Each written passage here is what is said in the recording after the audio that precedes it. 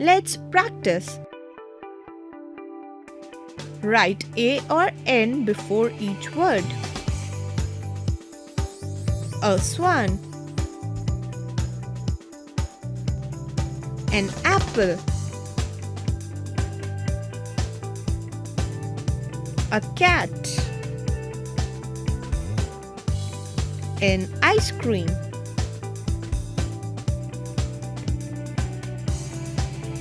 A kite.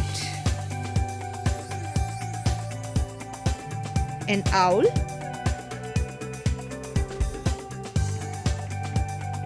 A dog.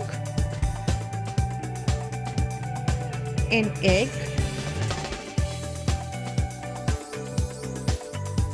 An umbrella.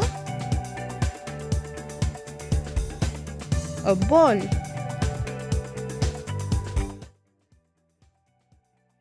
If you enjoyed the video, please like and share it with your friends.